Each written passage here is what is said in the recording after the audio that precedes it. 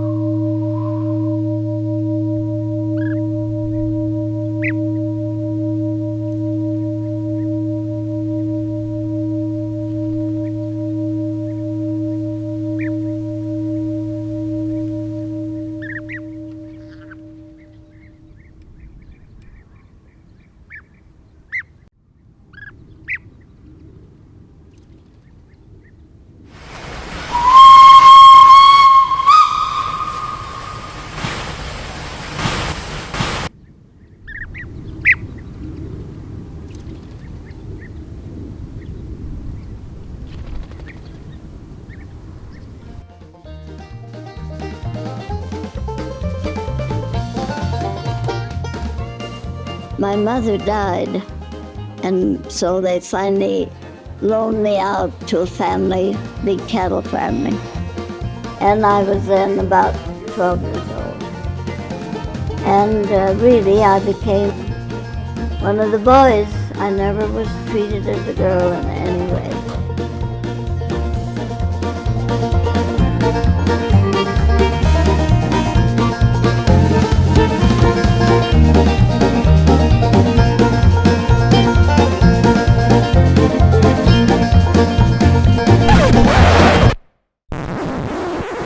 I had a tubercular condition where I had hemorrhaged my kidney more than 2/3 away. The heart had enlarged so much, the valves were so destroyed that they could do nothing about it. The lungs, the upper lobes of the lungs were hemorrhaging and in a very bad situation. And that is where I was rejected and turned out to do the best I could. In the twilight of the Roaring '20s, a turning point arrived in the life of an inspiring woman. Born in the 1800s, Dr. Hazel Parcells would become a trailblazer in the world of healing, pushing far past the usual boundaries of medicine. I went home and looked it over and decided there's no use going back there. They had nothing to offer. So I decided I'd try it on my own. They told me I hadn't a chance in the world to live. I didn't have much to look forward to. So they gave me a little slip of paper to go to a hospital and get a room to die in. They put me on eggs and milk. Dr. Parcells was 42 years old when she got a diagnosis that she was dying. This was 1931, and she owned a beauty parlor. The doctors had basically told her to go home and die. And instead, in her true fashion, she went back to work. Well, they probably were correct in their analysis, but not in their judgment. Thank goodness.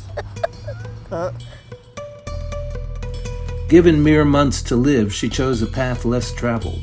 Shunning the limitations and rejecting the consensus of medical opinion at the time, Dr. Parcells would embark on a remarkable journey of self-healing and discovery.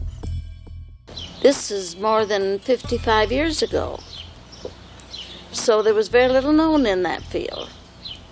And consequently, when I decided to follow it, my friends avoided me and my relatives tolerated me, but on the other side of the road, I was a rather lonely person because it was all up to me and I had nothing to start with, not even theory at that time. So what I have done and built has been really developed from understanding the laws of nature and that man is part of that law.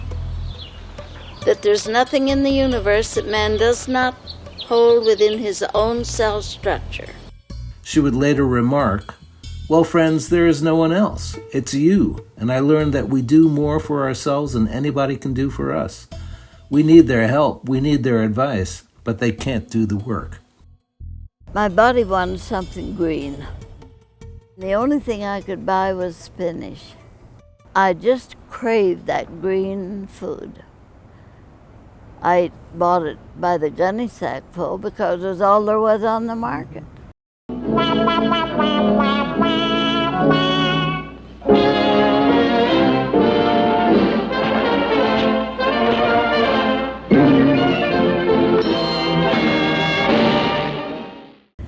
And I began to realize that the chemistry of our food was our life source. Mm-hmm. And at that point, 60 years ago, I saw our food line completely become poisoned, depleted in every way. At his press conference on August 29, 1962, President Kennedy was asked, "There appears to be growing concern among scientists as to the possibility of dangerous long-range side effects from the widespread use of DDT and other pesticides. Have you considered asking the Department of Agriculture or the Public Health Service to take a closer look at this?" Yes, and I know that they already are. I think particularly, of course, since Ms. Carson's book, but they are examining the matter.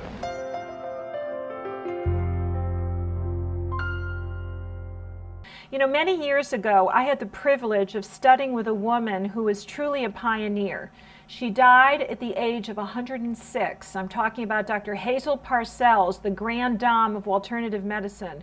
And what I learned from Dr. Parcells is that there is an invisible thread which is impacting and affecting all of us, even though we can't see it, we can't smell it, we can't taste it. And that invisible thread is none other than radiation.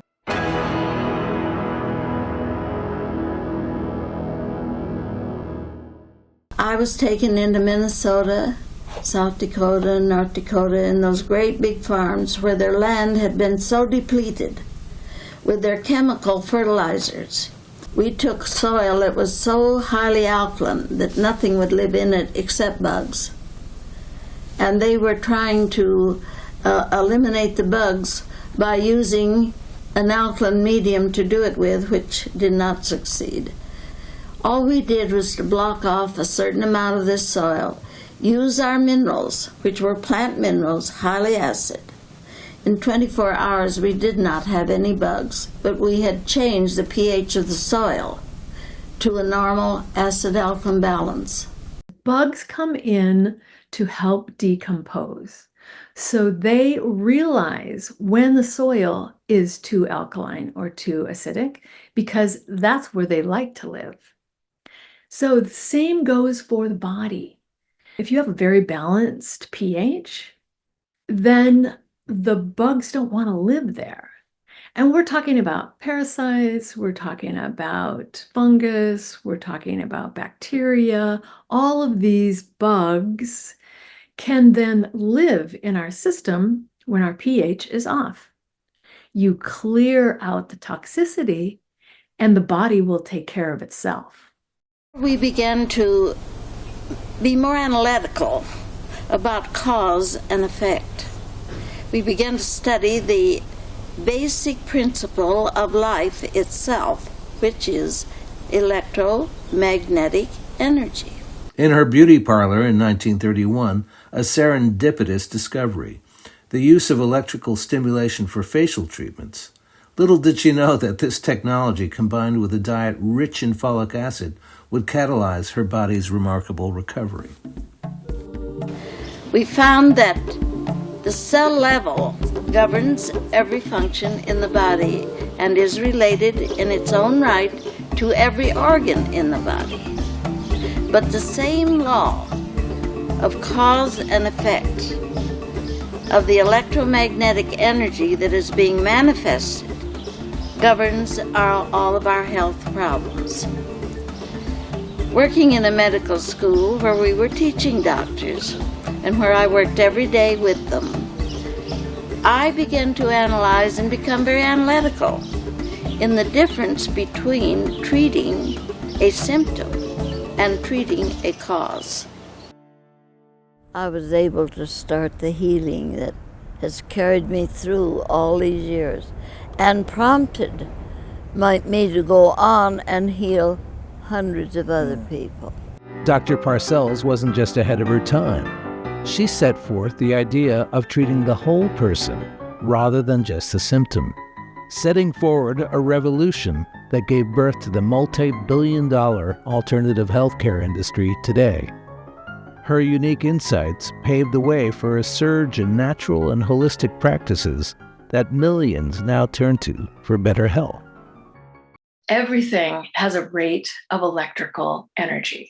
Plants, animals, and the human body. The frequency is measured in kilohertz or hertz. The human body is around 62 to 68 kilohertz. And when the body frequency falls below 58, cells die and disease begins. That's why we want to do everything that we can to raise our frequency. So how do you do that? By eating food that is actually alive. So much of the food we eat is dead because of sprays and poisons. So we have to clean that food out and raise the energy. Essential oils can be used to raise your frequency. Their frequency is so high that whenever you even smell them or apply them on your body, they raise your frequency as well. Believe it or not, flower essences, gem essences, and essential oils have a very high frequency. With the Parcells method, you can measure what that is. Rose oil has the highest frequency of all the oils at 320 hertz. By raising your electromagnetic energy, the body can heal itself.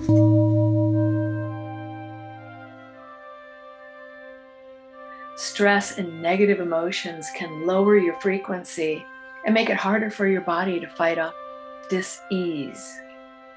Now, I don't use the word diagnose because we're not working with disease. We're working with energy forces, and they're all around us. And in this work, we teach them how to control those forces and make them work with us and for us. And when we know how to define that energy and how to put it to work, we can do anything with it. Dr. Hazel Parcells lived to the age of 106, a testament to her methods and beliefs. Her legacy? A holistic approach to health, emphasizing the power of nutrition, the importance of mental and spiritual harmony, and the understanding that we must be the architects of our own well-being. This type of understanding is so new, so far advanced, and yet so old, is coming up again on this wheel of time, and the need to know it is progressing very fast. Those who do know how to meet these things will be safe and secure and healthy, and others will perish. There's no doubt about it. I have been given this work. I've never had a textbook. I have worked it out and proven it for 35 years.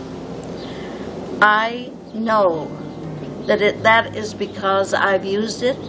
I've been my own guinea pig. I've practiced exactly what I'm teaching. I live it every day, and yet I have no sickness. I have no physical weakness that I know of, and yet I have passed my 96th birthday. I wonder how many can say that. I'm trying to give this to the world, but they're not ready yet. They're becoming more ready, more receptive, and more acceptable every day. But necessity is going to be the master that drives them into this type of thinking.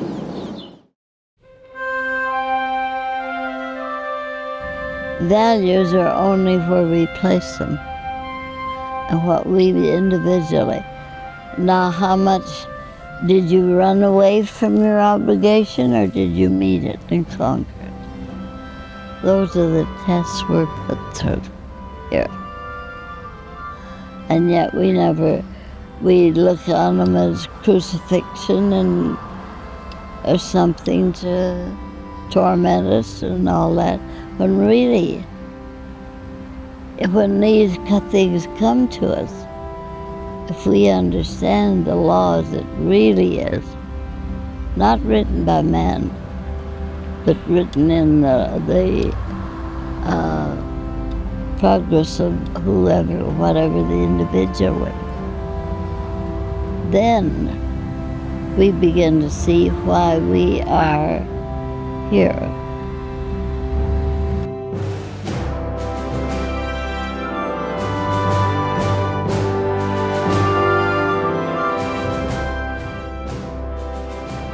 You know, when we understand the law of life, we always have a lot of it coming in if we prepared for it. The worst of it is we usually prepare for the worst, not the better.